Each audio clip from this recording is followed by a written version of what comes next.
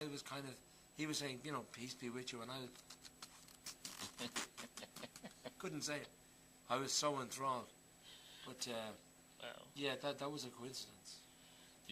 did you ever have a favorite fan experience? Like a fan comes up to you, some kind of like a memory of any fan that left an imprint? On my mind. Yeah. Well, I've had some experiences like that, but I remember one particular time I became friendly with the great Charles Durning, the great actor Charles Durning, again through a visit he had to Ireland, and I happened to be entertaining at a corporate thing that he was attending, and he loved what I did, and we became good friends. And I came to meet him one time in New York, and he and I met up, and he said, I want to take you down to Broadway to have dinner. And we were walking down 2nd Avenue or whatever in New York. Yeah, right. And for me, who would be so well known in Ireland, and I would be used to people coming up to me and saying hello, but I'm watching all the people's reaction to him. And everybody, and I could see them doing double takes. That's Charles Durning or whatever.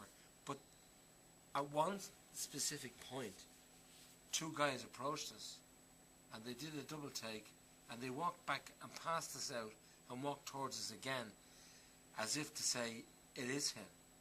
And they came straight up to us, and they said, Brendan, geez, what are you doing in New York? And Durning turned to me afterwards. They didn't know him. Yeah, right. And he said to me, okay, how much did you pay those guys to upstage me? That's a good, that was excellent. That was excellent. And I met through him, I met the great Dom DeLuise, who was associated with Jupiter Yes. through Burt Reynolds, because I met Burt Reynolds here on a couple of occasions. And they were lovely people to meet, great people. Yeah. It seems like you had such a great life. I mean, it's so interesting life. A lot of people you met. Well, it's been a labour of love, Fred. I mean, I've everything I've done in my life. I mean, I've had peaks and valleys. Yeah. But fortunately, I've had more peaks than valleys, and I've perfected. Well, I won't say perfected. It sounds very ostentatious, but I've worked a great deal on the roast type of comedy, mainly through watching people like Red Buttons, Jackie Gleason, Jack Ben, all the different people. Johnny Carson to me was God.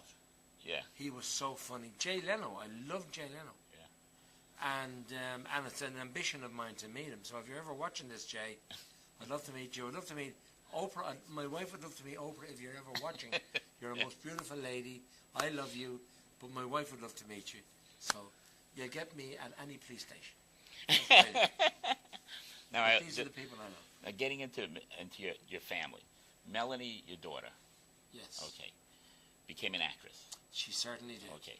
And I just found out just a little while ago that Melanie took lessons from me when she was 16 years old. Heard. Yeah, she took lessons from me. Because I also teach music. I teach piano and all. I teach 17 instruments. Yes, she was saying that to me. And I was looking at her and I was saying, she looks familiar. She's walking up to me. She looks familiar, but I'm not sure. But 16 years, that's a while ago. She was 16. Now she's what? How old is she now? You mind saying? Melanie is. She's over 30. She's over 30. So you can't tell a woman's age. Yeah, I'm not just saying I was over 30. Okay, even though I'm her dad. Yeah, she can get you. But yeah, she certainly can. So, and Melanie majored, and she came out with honours from Emerson College in Boston, which is a college that Jay Leno went to. And people, comedy and acting people have gone to that, and she did it under grave circumstances because she was involved in a car wreck in Ireland back 10 years ago, and she was pretty close to being history. Wow. But she got honours despite that, being in a wheelchair. Do you see any of yourself in her? Or? Yes. Yeah. Every ounce of sarcasm. I would consider myself to be sarcastic, in a nice kind of way, but she is quite the same as me, and she can manipulate things around and. She's a charming person. She's got a way to get around her dad.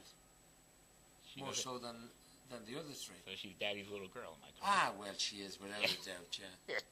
Okay, now this is a story that your son-in-law told me, but I just want to know. He sort of mentioned some of the storyline to me, but I just want to know the first time when Frank Gillespie, your son-in-law, Yeah.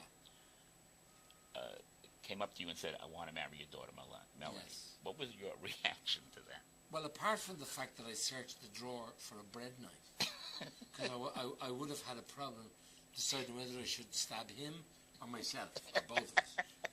But it worked out that Frank and I became friends long before he ever met Melanie. Right. And when we moved to America and Melanie decided to move to Boston to study, I said to her, I have a friend in Boston. His name is Frank Gillespie. And he has a couple of bars there. And if you need somewhere to park your car for a week or two off the street, go to Frank. This is his number. He'll put the car in his garage. If you need to cash a check or whatever, this is his number. Go to his bars and he'll look after you. Okay. But I didn't realize that two years later that they become a romantic item. But no, Frank is Frank was born in Ireland, and he's as Irish like myself. He's as Irish as Paddy's pig. But we get on to each other a lot about it. You know, I keep telling him he's a year too old for my daughter. But the great thing about it is that they're great buddies. Apart from being husband and wife, and apart from having produced two of our three wonderful grandsons, the third being Aidan, through my son Brendan, and the other two are James and Patrick, who are the apples of my eye. So that's how I reacted when he says, because I actually do a sketch